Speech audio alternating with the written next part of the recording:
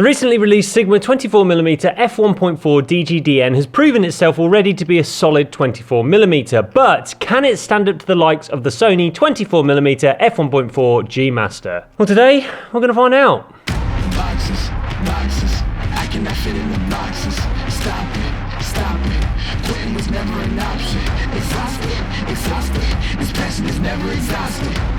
And you cannot stop it, nah, you cannot stop it. Switch up the flow, show you the way that it go. God is good, but his life is hard. But it gets better when you grind it smart. I'm just really trying to leave a mark. We tired of being who they say we are. That's the baton, we gon' take it far. Always been real, we don't fake it all.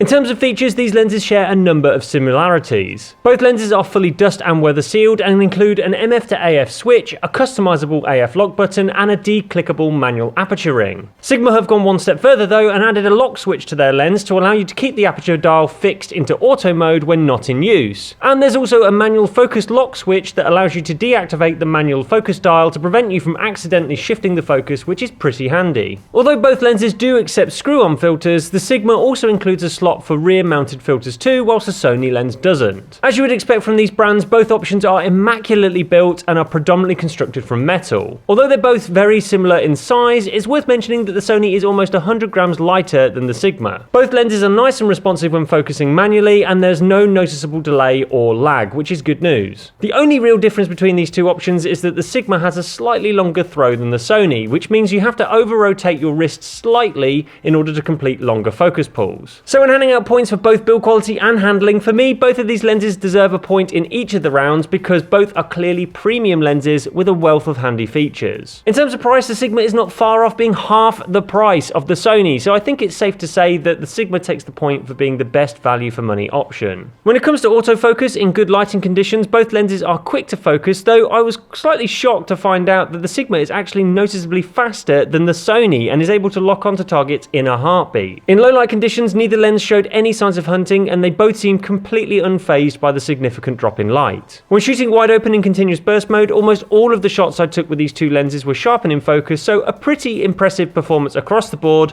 and that of course means points all round for AF in photo mode. Now switching over to video mode, and when tracking George as you walk towards the camera and shooting wide open at f1.4, both lenses managed to keep up without any issues at all. When repeating the test at a faster pace, again, both lenses didn't show any issues. In terms of AF noise, both lenses are practically silent.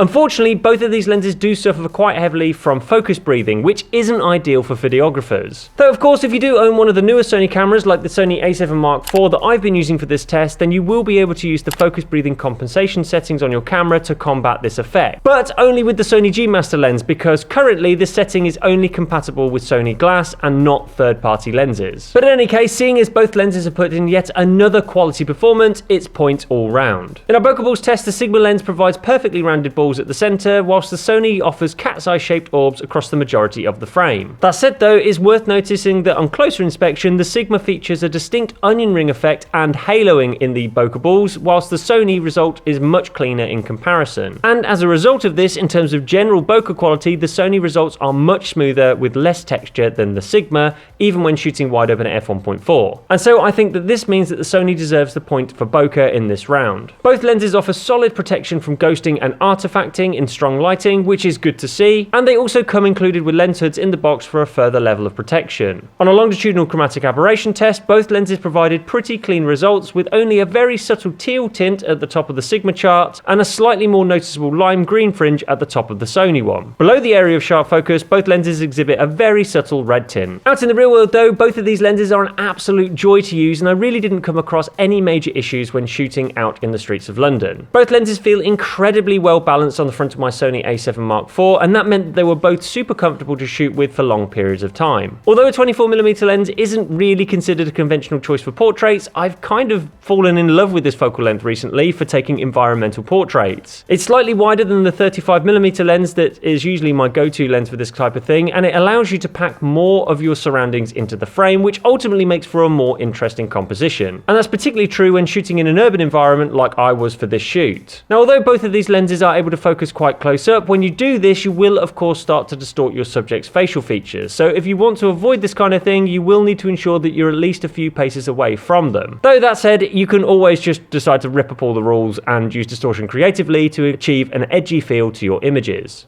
In terms of sharpness, when shooting wide open at f1.4, the Sony is very marginally sharper than the Sigma, though both of them offer a good amount of contrast. At the corners, again, the Sony is very marginally sharper than the Sigma, but both lenses offer good edge-to-edge sharpness even when shooting wide open. When shooting at the lens's minimum focusing distance, the Sigma now offers the sharper result of the two lenses. Ultimately though, when deciding on points for image quality, I think both of these lenses deliver brilliant image quality, so I think they both deserve a point in this final round. And that means despite the Sony lens being significantly more expensive than the Sigma, it appears that these lenses are actually very evenly matched when it comes down to performance. So which lens should you buy? Well, ultimately all of that will depend on how much you care about bokeh quality. If you absolutely must have the best bokeh quality from your 24mm, then you're just going to have to dig deep into your pockets and fork out for the G Master, I'm afraid. But if you rarely shoot wide open, or perhaps you're fine with the idea of your images not having the best bokeh possible, then definitely save some money and pick a copy up of the Sigma, because it's clearly the better value for money option of these two lenses.